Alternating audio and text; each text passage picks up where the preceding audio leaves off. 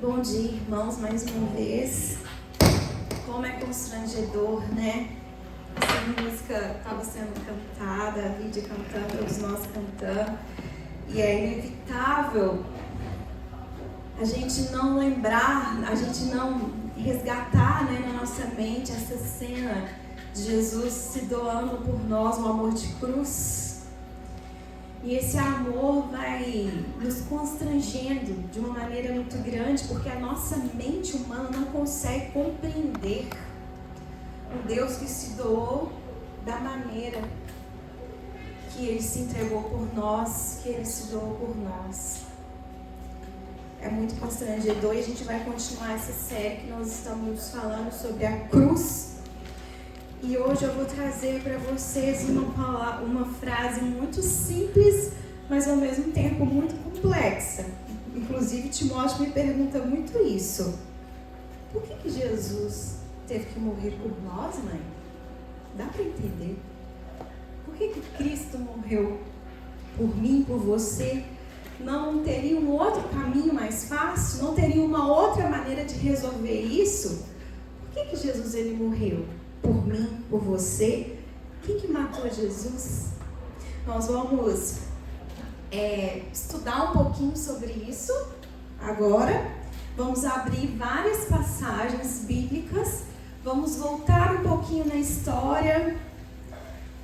Pode viajar aí um pouquinho a sua mente. Eu não sei quem aqui já assistiu a série The Chosen ou assiste ainda, eu ainda estou assistindo. É muito bacana a gente, né, conseguir ver ilustrado a Bíblia. E é uma série muito edificante, né? Eu tenho sido muito edificada por essa série. E eu gosto de ver filmes assim que tenham Paixão de Cristo. Gostei muito da interpretação daquele ator. Esse da série The Chosen também gostei muito da interpretação desse ator, o olhar dele. A gente de fato volta e a gente se apaixona por Jesus de uma maneira assim. Quando ele aparece, eu fico olhando e falei, meu Deus, eu me imagino lá sentado com ele, olhando nos olhos dele. A gente de fato, eu viajo, gente, eu volto, né, até parece que eu estava lá, mas eu tento me imaginar a todo momento. Então, por que Cristo morreu? A gente vai começar lá em Mateus 26.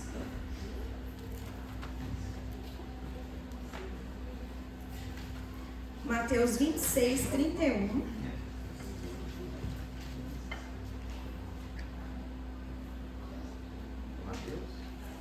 Mateus 26, 31. Diz assim. Mateus 26, 31. Então, Jesus lhes disse: esta noite todos vós vos escandalizareis comigo, porque está escrito: ferirei o pastor, e as ovelhas do rebanho ficarão dispersas. Mas depois da minha ressurreição, irei adiante de vós para a Galileia. Disse Pedro, ainda que venhas a ser um tropeço para todos, nunca serás para mim. Replicou-lhe Jesus: em verdade te digo que nesta mesma noite, antes que o galo cante, tu me negarás 3 vezes. Disse-lhe Pedro: ainda que me seja necessário morrer contigo, de nenhum modo te negarei. E todos os discípulos disseram o mesmo. Então aqui Jesus estava na ceia com os seus discípulos e já avisando sobre a sua morte. Ele já sabia que o tempo era chegado e ele estava a caminho do jardim no Getsemane, e era algo que iria acontecer com Cristo certamente. Por quê?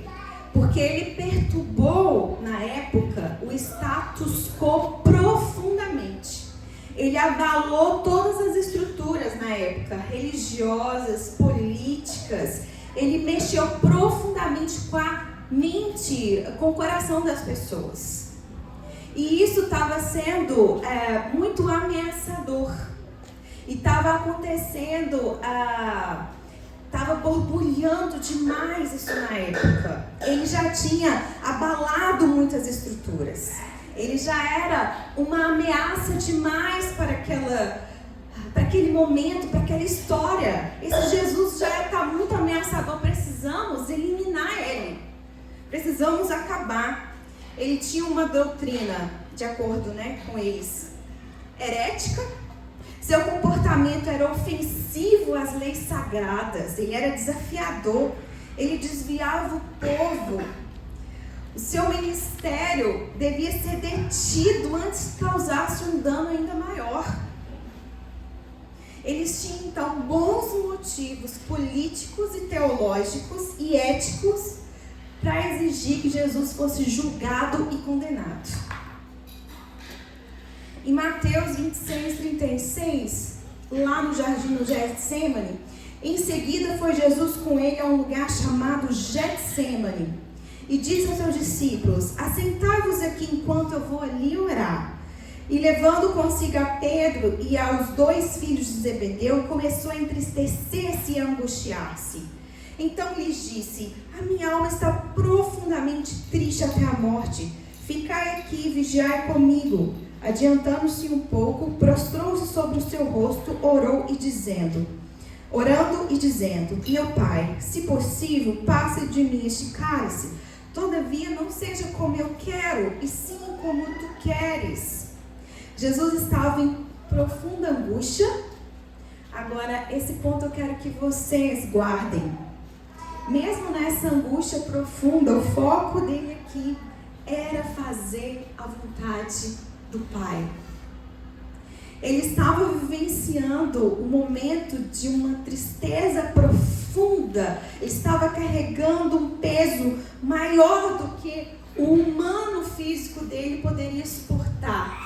Mas naquele momento ele faz uma oração: Pai, apesar de tudo isso que eu estou sentindo agora, apesar de tudo isso que eu estou carregando, que seja feita a sua vontade.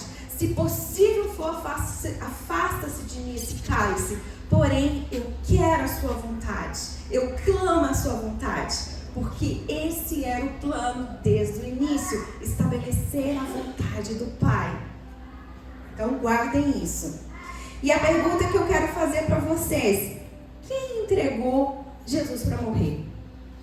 Quem é que entregou Jesus para morrer?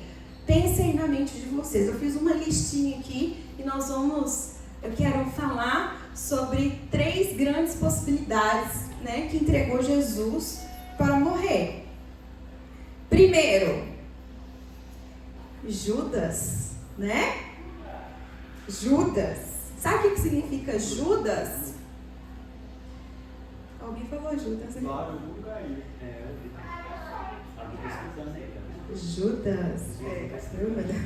Judas significa louvo. Tá alto, gente? Tá participando? Então, claro. Significa louvor a Deus.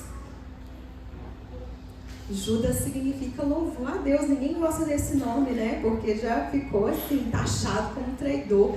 Mas Judas significa louvor a Deus. E lá em Mateus 26:47 diz o seguinte: falava ele ainda, Jesus, e eis que chegou Judas, um dos 12, e com ele grande turba, com espadas e porretes, vinda da parte dos principais sacerdotes e dos anciãos do povo. Ora, o traidor lhe tinha dado esse sinal: aquele a quem eu beijar é esse, prendei-o. E logo, aproximando-se de Jesus, lhe disse: salve, mestre, e o beijou. Jesus, porém, lhe disse: amigo, para que viestes? Essa questão do beijo no rosto, era uma atitude de grande amizade. Por isso que quando Judas beija ele, Jesus fala: amigo, por que viestes? Até esse momento, Judas não tinha caído a ficha dele. Imagina,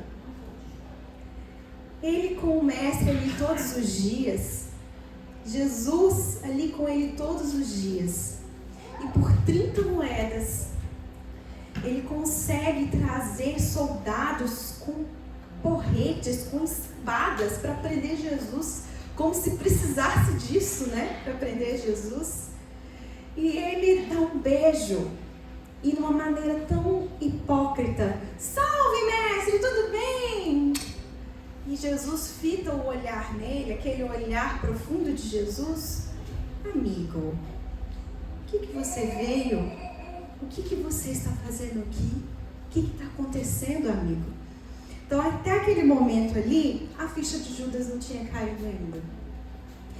E a palavra que define a traição de Judas é ganância. A ganância nos leva a lugares sombrios. Ela possui o poder de nos cegar. Judas, naquele momento, estava consumido pela ganância. E ele não estava conseguindo ver ao lugar tão sombrio que a ganância tinha levado ele, ao ponto de trair o inocente por 30 moedas. Jesus mesmo nos falou que precisávamos ficar atentos de toda cobiça. Que Paulo também declara que o amor ao dinheiro, do dinheiro, é a raiz de todos os males. Eu acredito que o Senhor pode te fazer próspero e mesmo assim você continuar tendo um coração nele. Temos vários homens da Bíblia que foram muito prósperos, mas que tinham o Senhor acima de tudo isso, né? Temos Abraão, temos Davi, onde Davi fala: tenho muitas riquezas, tenho tantas coisas, mas eu tenho um só desejo. Eu quero uma coisa só. Eu quero estar na presença dele todos os dias da minha vida. Então a ganância cegou Judas. E o que a ganância tem o poder de fazer hoje nos nossos dias? Eu vou dar alguns exemplos. Será que existe magistrados pervertendo a justiça por subornos? Será que existem políticos que utilizam do seu poder para benefício próprio? Será que existem negociantes com transações desonestas? Professores espirituais transformando a religião em comércio? Isso tudo tem uma raiz, a ganância. O linguajar de todas essas pessoas é o mesmo que o de Judas. Dependendo do que me derem, eu o entregarei a vocês, pois todo mundo tem o seu preço. Dependendo do que você me der, eu entrego. Todo mundo tem o seu preço. Impossível servir a Deus e ao dinheiro. Judas escolheu o dinheiro. Porém, quando a ficha de Judas, cai, ele tenta reconsiderar lá em 27:3. Mateus 27:3. Então Judas, o que o traiu, vendo que Jesus fora condenado, tocado de remorso, devolveu as 30 moedas de prata aos principais sacerdotes e aos anciãos, dizendo: pequei traindo sangue inocente. Eles, porém, responderam: que nos importa? Isso é contigo. Então Judas, atirando para o santuário as moedas de prata, retirou-se e foi enforcar-se. Nesse momento, Judas teve a consciência do que ele fez. E essa é a maior condenação que o ser humano pode receber: ter a consciência do seu pecado. A pior coisa que pode acontecer é ter a consciência do próprio pecado. E quando ele teve a consciência disso, ele não viu para onde correr. Engraçado que Judas, quando trai Jesus, e ele fica triste por ter traído, para onde que ele vai? Ele teve para onde ir. Eu preciso me arrepender, eu preciso dele novamente. Judas não. Judas tenta resolver a questão sozinho por ele só. E ele vai se enforcar. A única maneira de eu resolver isso acabando com a minha vida, porque eu não suportei tamanha consciência do meu pecado. Foi muito forte para ele. Será que nós podemos ser similares a Judas também? Porque a gente julgamos muito Judas. Judas traiu Jesus. Judas, se não fosse Judas quem matou Jesus, traidor. A nossa ganância também pode trair a Jesus hoje. E pode matar quem Ele é dentro de nós hoje. Sabia que a sua ganância de buscar por coisas terrenas mais do que buscar coisas eternas, isso vai entrando no seu coração, vai minando quem Jesus é dentro de você, a tal ponto que você também o trai, você também o troca, e você também pode matar quem Ele é dentro de si. Então eu e você podemos ser Judas também nos dias de hoje. Então será que foi Judas que traiu Jesus, ou que levou ele para ser morto? Olha só, aos olhos humanos ele foi um dos. Mas nós vamos ver se realmente ele foi o responsável. Outro grupo, sacerdotes. Os sacerdotes, os religiosos, eles não gostavam de Jesus, não. Foram eles, inclusive, que entregaram Jesus a Pilatos.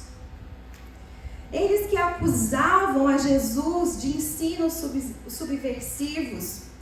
Eles que atiçavam a multidão, levando a exigir a crucificação. Vocês acham que aquela multidão foi atiçada ali naquele momento? Quando Pilatos fala, vocês querem que soltem quem? Barrabás ou Jesus?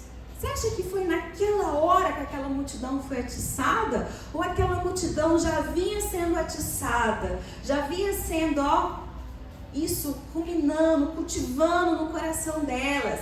Herege, ensina coisas que não deve. Ele está profanando as escrituras. Ele está ameaçando a autoridade nossa, dos sacerdotes. Isso já vinha no meio do povo, crescendo no meio das pessoas. Tanto que Jesus disse a Pilatos assim, quando ele entregue, né? Quem me entregou a ti, maior pecado tem. Está lá em João 19:11. E Jesus já tinha deixado isso muito claro. Tinha chamado eles de hipócritas. Ajuda aí, gente. Raça de víboras. Você sabe o que é raça de víboras nos dias de hoje, né? Não preciso falar. Raça de víboras, hipócritas. Sepulcro caiado. Jesus tinha pegado pesado. Tinha provocado eles. Jesus, desde o início, havia perturbado o estabelecimento judaico. Desde o início. Ele era totalmente irregular. Totalmente irregular. Jesus não havia entrado pela porta certa, não havia subido as escadas certas, não tinha credenciais e nem autorização apropriada para estar ali. E os religiosos ficaram perturbados. Quem é esse que aparece desse jeito? Não pode.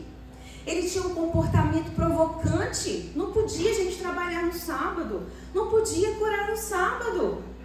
E ele vê uma pessoa precisando ali dele, ele cura no sábado. Perdoa os pecados. E os sacerdotes, você não pode. A lei fala que não pode. Você está irregular nisso.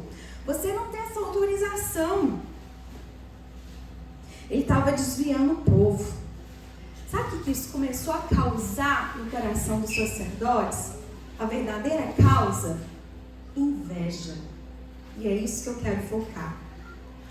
E eu achei isso muito interessante. Presta atenção. Inveja é o lado inverso da moeda chamada vaidade. Ninguém que tem orgulho de si mesmo, jamais terá inveja de outros. Na verdade, eu invejo você porque meu coração é cheio de vaidade. E os dirigentes judaicos eram muito orgulhosos, eram raciais, nacionais, religiosos. E por quê? Eles se orgulhavam, gente, da longa história de relacionamento especial que eles tinham em Deus. Eles eram um povo escolhido de Deus, orgulhavam da sua nação, tinham orgulho do seu próprio papel de líderes. Eles orgulhavam da autoridade que eles eram, eles tinham um coração cheio de vaidade. Aí chega um certo homem e começa a provocar e a balançar essa vaidade que tinha no coração deles. Foi demais para os religiosos. Quem é esse daí que está andando com esses 12 aí, que também não tem credencial nenhuma, um é pescador, outro é cobrador de impostos? Que é isso? Que bagunça é essa? E ainda segue expulsando demônio, curando e falando que está perdoado os seus pecados. Tem muita coisa errada. Então eles se sentiram ameaçados por Jesus, porque Jesus estava minando o prestígio deles. Eles iam lá, um coxo, uma pessoa que não andava, sacerdotes, não conseguia fazer nenhum milagre. E Jesus vem e faz esse milagre, ressuscita mortos. Estava minando totalmente a influência deles, dos religiosos. Então a inveja, ela tenta eliminar. A inveja quer eliminar. Se eu tenho inveja de você, eu quero eliminar, porque eu quero que a minha vaidade sobressaia. A inveja tenta eliminar. Porém, a mesma paixão maligna influencia também as nossas atitudes hoje. E eu vou falar para você por que essa mesma intenção ali no coração dos sacerdotes está hoje no meu coração e no seu coração, muitas vezes, em relação ao próprio Jesus. Será que tem horas que nos ressentimos também das intrusões de Jesus na nossa vida privada? A expectativa dele em nossa obediência, será que isso nos causa um certo desconforto? Será que algumas vezes nós não queremos eliminar Jesus de algumas áreas das nossas vidas? Será que não incomoda o modo que sabemos que devemos obedecê-lo e segui-lo? Ai, Jesus, lá vem o Senhor de novo, deixa eu quieto aqui, já vem me provocar de novo. Ai, não. Será que muitas vezes não temos a mesma atitude de vir chacoalhar muitas vezes a nossa vaidade, o nosso eu, o nosso querer, os nossos sonhos, o que nós queremos? E lá vem lá Jesus, pega a sua cruz, siga-me. Muitas vezes nós queremos eliminar algumas palavras na Bíblia. Ah, isso aqui eu acho que é muito pesado para mim. Não dá, não. Nossa, eu acho que isso aqui é pro fulano, é só pro Paulo, para mim não. Acho que só o Bruno que consegue viver essa parte aqui, ó, nexe a si mesmo. Jesus pega muito mais leve comigo. A gente tenta eliminar muitas coisas. Então, temos muitas vezes a mesma intenção do coração desses religiosos. Tentamos eliminar Jesus de áreas das nossas vidas. Tentamos burlar, tentamos, querer passar a vez. Será que os sacerdotes foram os responsáveis por isso? Vamos para o terceiro candidato. Quem acerta aí? Pilatos. Eu acho que foi Pilatos. Pilatos, gente, algo que me chama a atenção é que ele estava muito convicto da inocência de Jesus. Desde o início, quando Pilatos olha muito incomodado, ele olha nos olhos de Jesus e fala: que pecado que esse daí tem? Ele não tem pecado nenhum, ele é inocente. Pilatos, gente, estava do lado de Jesus. Estava pertinho ali do lado. E ele viu Jesus e com certeza eu creio que ele foi muito impactado com o olhar de Jesus, com a presença de Jesus ali do lado dele, constrangeu ele totalmente. E ele fala: gente, ele é inocente, vocês não estão vendo que ele é inocente? E ele insiste, né? Pilatos insiste repetidamente: gente, ele é inocente.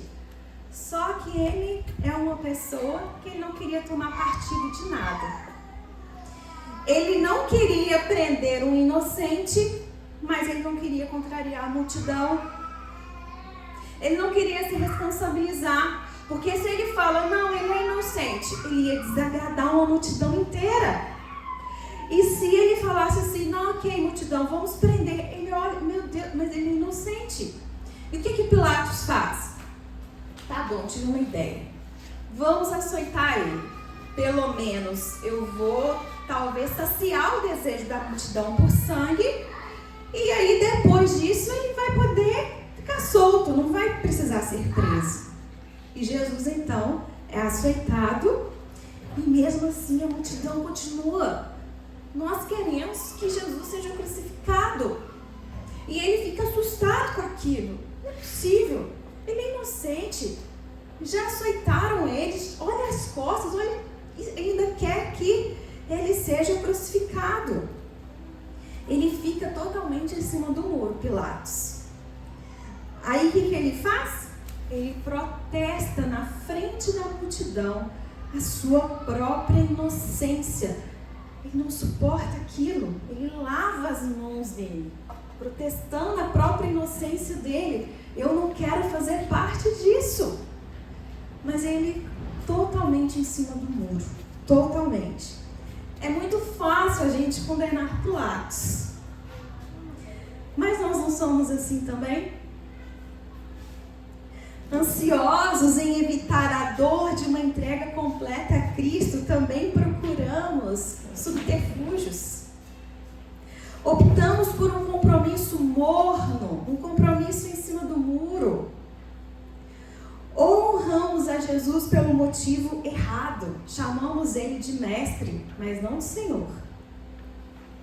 Temos as mesmas características, fazemos afirmações públicas de lealdade a Jesus, mas o negamos em nossos corações. Não conseguimos nos decidir no nosso dia a dia.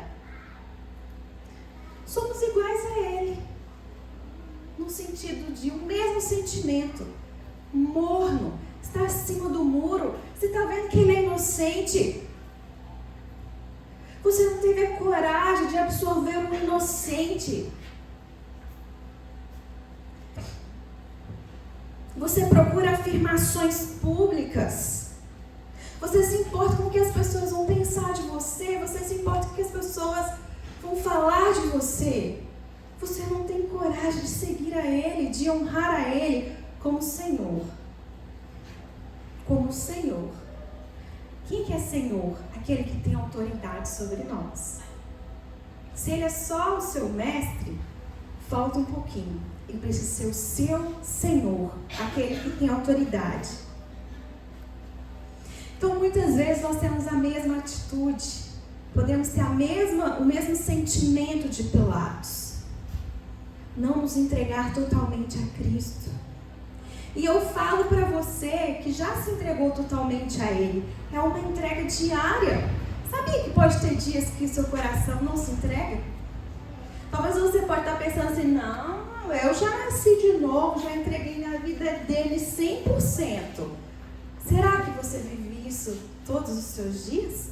Ou tem dias que é 50%, tem dia que é 30%, depois volta para o 80%. 100, 30, 20, 10, 90.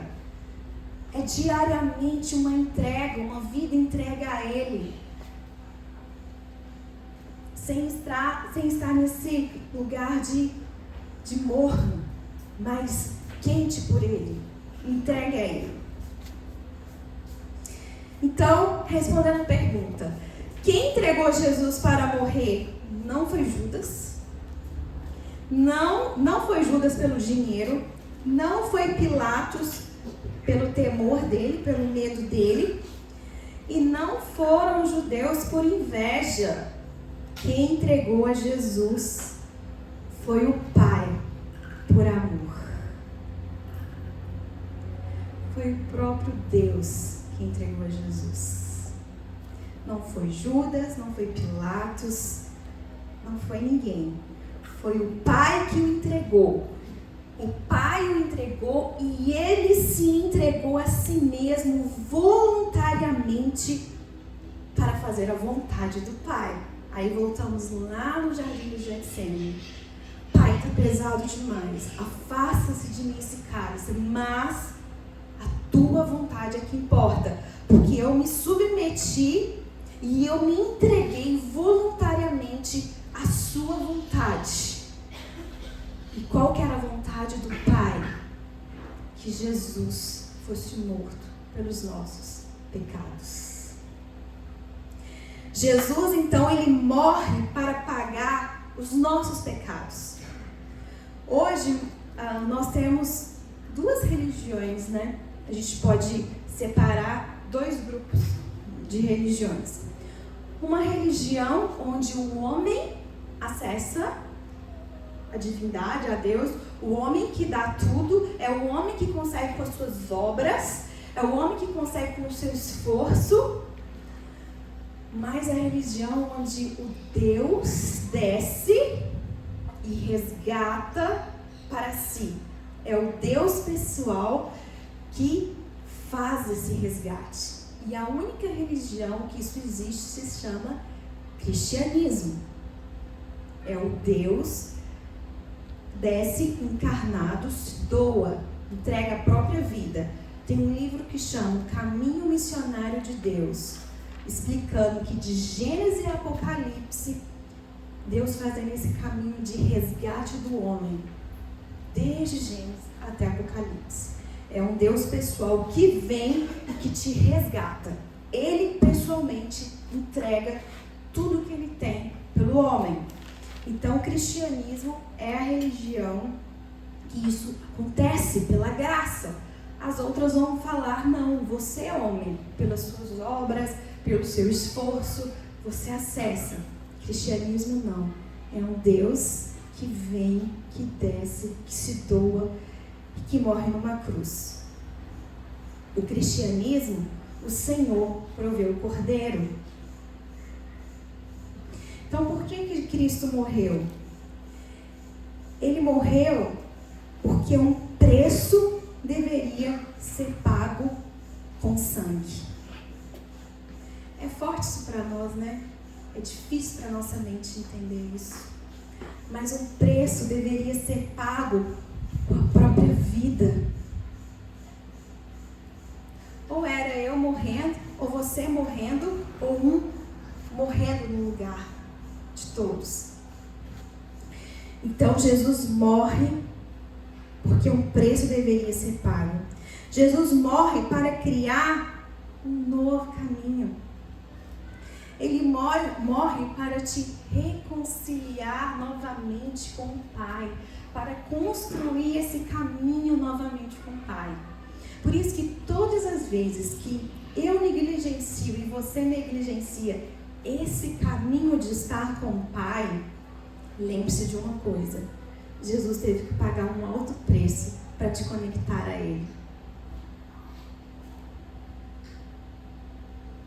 E quando você não dá esse devido valor a estar com o Pai, a acessar esse caminho, você não está dando o devido valor que Cristo fez. Você está conseguindo enxergar? Eu reconstruí o caminho, ninguém podia ir até Ele. Tinha muitos rituais para ir até Ele, eram só os sacerdotes. Você tem livre acesso, a hora que você quiser, você se achega ao Pai. A hora que você quiser, você pode se deliciar de um banquete. Ontem a gente fez reunião de casais e a gente falou assim, vamos fazer um lanche bem gostoso. Nós nos deliciamos com um banquete físico. Agora você pode se deliciar com um banquete espiritual todos os dias, ter sua alma, seu espírito farto.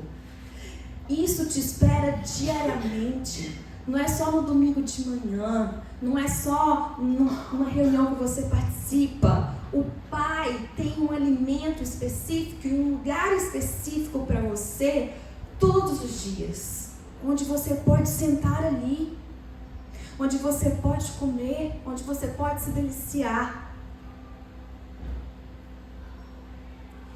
E nós temos condições de estar nesse lugar. E nós temos tempo para estar nesse lugar. Todo mundo aqui já chegou à conclusão que nunca é falta de tempo, sempre é falta de prioridade? Que as prioridades tornam as madrugadas como manhãs? Quando você tem uma prioridade, sua madrugada vira 9 horas da manhã. Você fala assim, quero fazer isso aqui. São 3 horas da manhã, eu quero fazer. Quando nós temos uma prioridade no nosso coração, não existe falta de tempo, a gente arruma um tempo naquele exato momento. Nunca é falta de tempo, sempre é falta de prioridade. Então nós precisamos nos arrepender disso. Falar assim, Senhor, me perdoa, não estou conseguindo priorizar esse caminho que o Senhor reconstruiu para mim. Te custou sua vida me conectar com o Pai novamente, eu tenho negligenciado isso, me perdoa. Espírito Santo, me atrai para esse lugar. Ora para o Espírito Santo te atrair, porque é o Espírito Santo que, puxa você. Não pensa que você vai por conta própria, não. É o Espírito Santo, vem para perto. Vem cá escutar essa música. Vem cá ler a palavra mais um pouquinho. Vem cá aquecer seu coração. Porque nós podemos cair na ganância. A ganância só pelo dinheiro? Não, você pode cobiçar muitas coisas no seu coração. A vida terrena, gente, ela é muito atrativa. A todo momento é muita informação pra gente o tempo inteiro. E se a gente vai se perdendo nisso, e se alimentando, e negligenciando as coisas eternas, vai minar nosso coração. Principalmente para os jovens. É informação demais. São atrativos demais. Mas o Senhor quer te atrair para Ele todos os dias. O Senhor quer te mostrar o caminho que te importa, que é o caminho onde te traz a verdadeira vida, a verdadeira sabedoria, não só para você, mas para você. Você é pai, homem de família, para sua casa, para você cuidar da sua esposa, para você criar os seus filhos. É só nesse lugar que você vai conseguir ter essa sabedoria. Mulher, para você edificar a sua casa, é nesse lugar que você vai conseguir.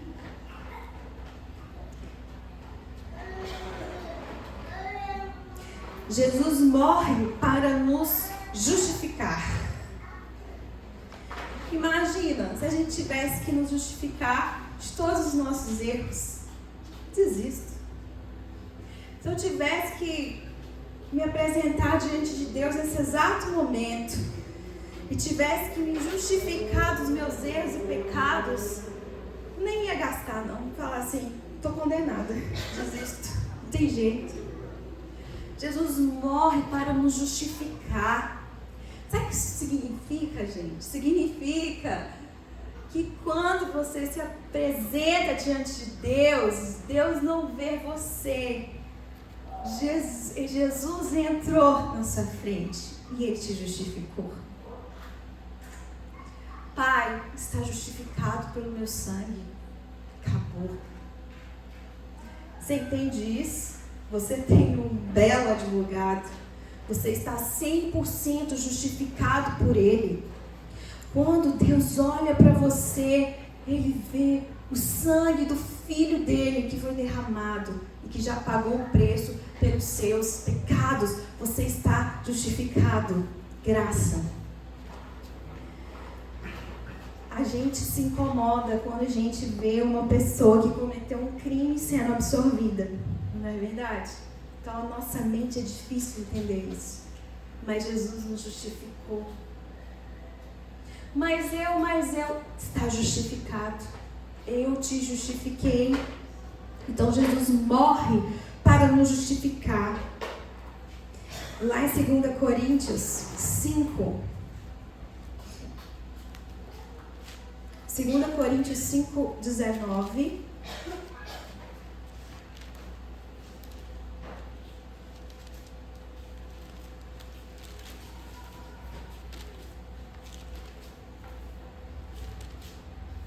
Diz assim, 18. Ora, tudo provém de Deus, que nos reconciliou consigo mesmo por meio de Cristo e nos deu o ministério da reconciliação, a saber que Deus estava em Cristo. Olha que lindo, gente. Deus estava em Cristo, reconciliando consigo o mundo, não imputando aos homens as suas transgressões, e nos confiou a palavra da reconciliação. Ele reconciliou todas as coisas através de Cristo. Muitas vezes eu me pego pensando assim, Jesus foi muito forte, Jesus foi muito corajoso. E é nesse momento que eu entendo, quando a Bíblia fala que não existe nada mais forte e poderoso do que o amor. Não existe, gente. Não existe. Mas, se alguém entrar na sua casa, você vai deixar essa pessoa pegar seu filho ou você entra na frente imediatamente? Você entra na frente imediatamente, você não pensa nem por um segundo. Aí as pessoas olham e falam, nossa, mas ela foi tão forte, que coragem. Não, isso é amor. O amor, ele é forte, ele é corajoso.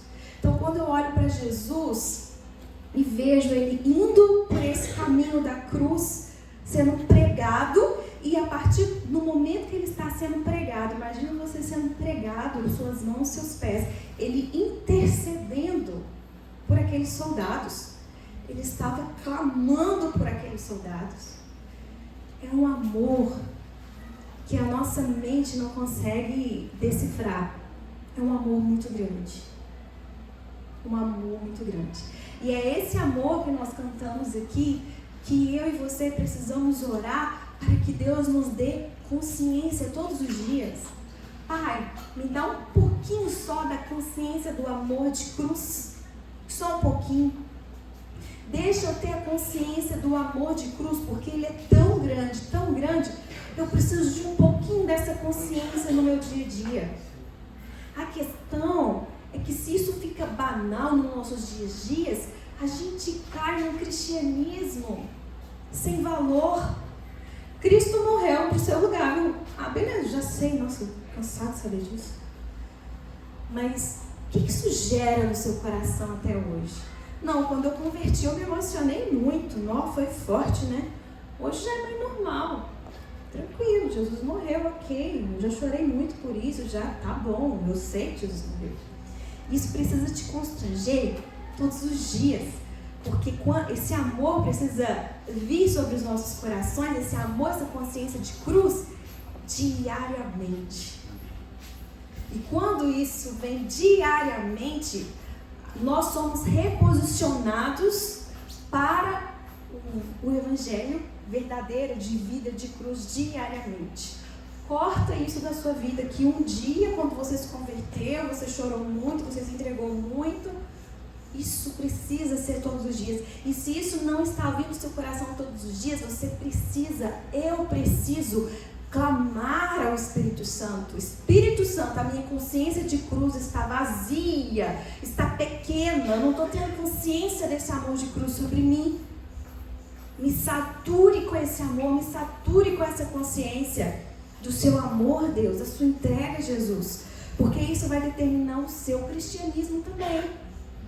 Vai determinar as suas atitudes, as suas ações, a sua ganância, o quanto você vai impedir que Cristo venha e tome todas as áreas da sua vida. Você pode fazer isso aqui para Ele, ó. Ai, aqui não, Jesus, calma lá. Espera um pouquinho. Então, quanto mais você entende isso, mais você se entrega. E Jesus se expõe à morte para vencer a morte. Isso é maravilhoso. Jesus venceu a morte. E todo aquele que crê em Jesus vai vencer a morte também. Significa que quando você morrer, quando eu morrer, nós vamos viver nele. A morte não tem poder mais para aqueles que estão em Cristo Jesus. Isso é maravilhoso. Se a gente pudesse ver, né, do outro lado, ligar um clique, quando uma pessoa morre, clique, olha lá, tá vendo Jesus agora? Chegou. Não morre, gente. A morte não tem poder sobre você. Você vai morrer, mas você vai viver imediatamente com Ele. Jesus, Ele morreu para vencer a morte. Venceu a morte. Acabou. E aqueles que não têm Cristo Jesus, que não creem, terão a morte eterna. Mas aqueles que creem terão a vida eterna. E Jesus reconstruiu isso. Por isso que para nós é tão difícil, quando nós passamos por sofrimentos, e a gente está com a nossa mente muito aqui terrena. Porque essa vida que nós estamos vivendo aqui, é um grãozinho tão fininho diante de uma eternidade que te espera e que me espera também. Então Jesus morre, Ele se expõe à morte e vence a morte.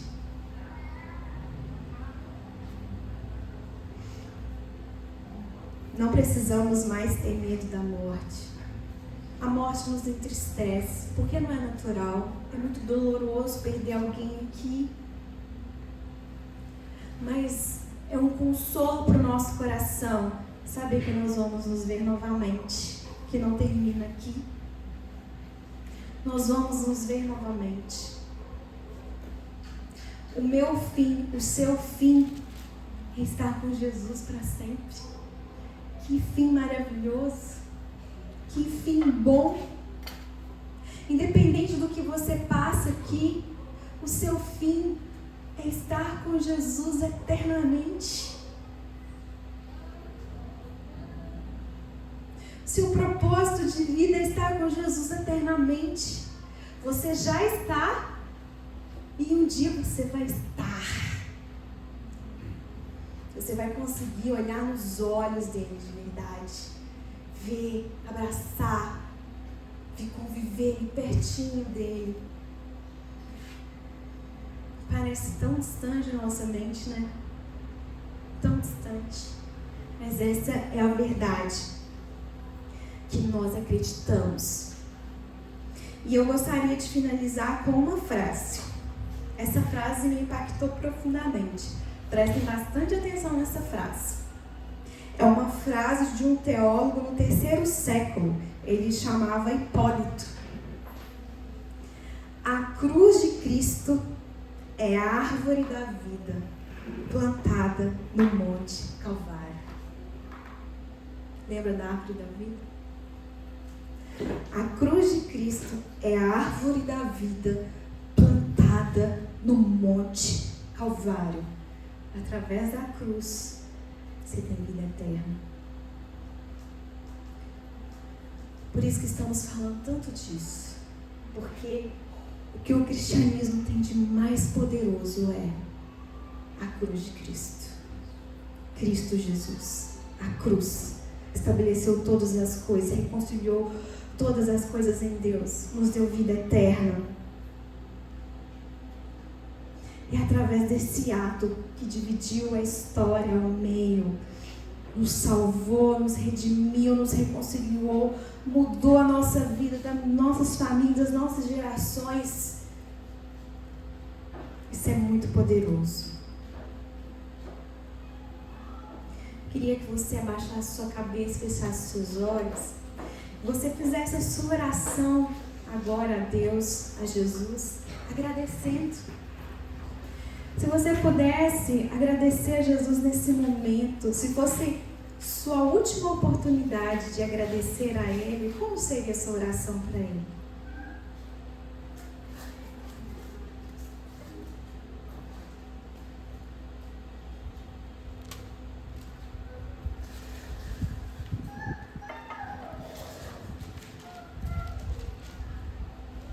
Somente a cruz tinha o antídoto da vida.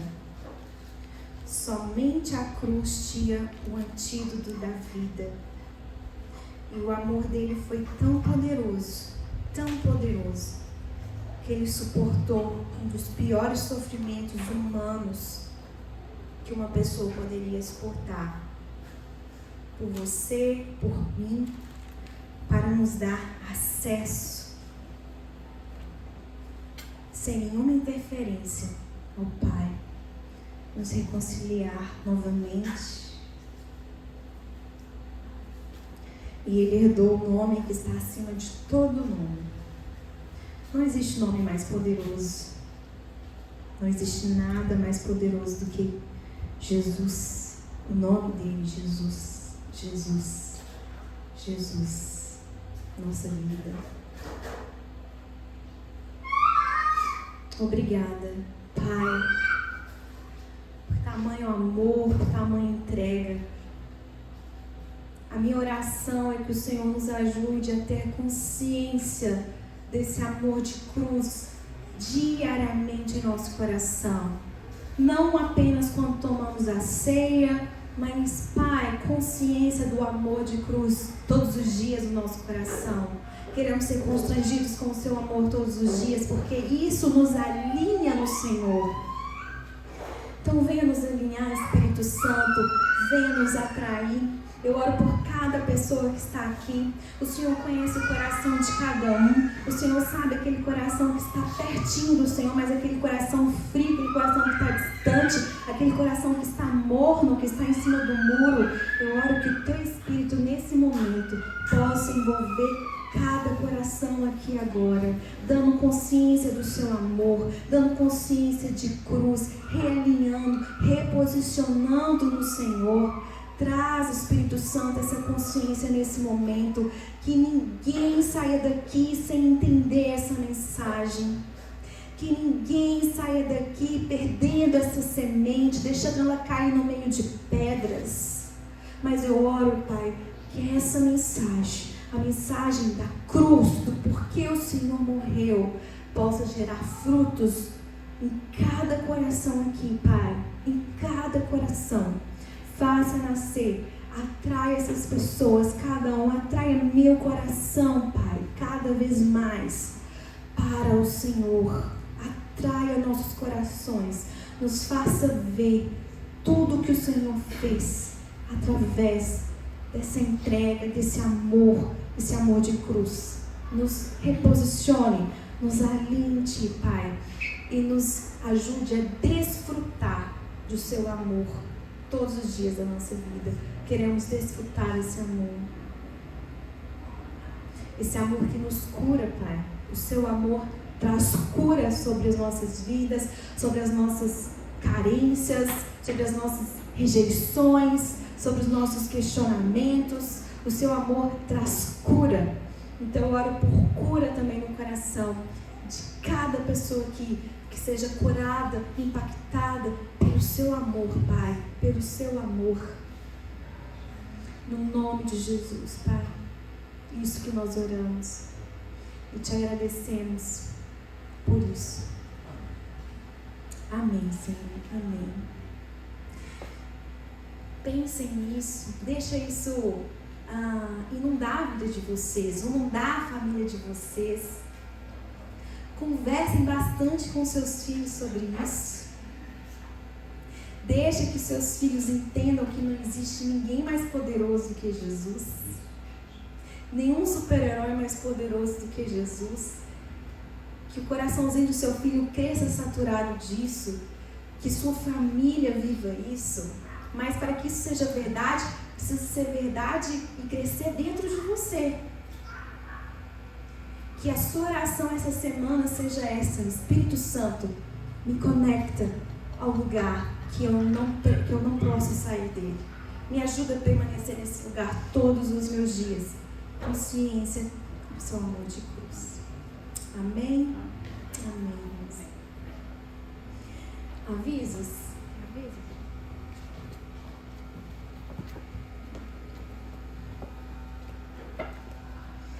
Gente, abra comigo, por favor, nosso momento de dízimos e ofertas.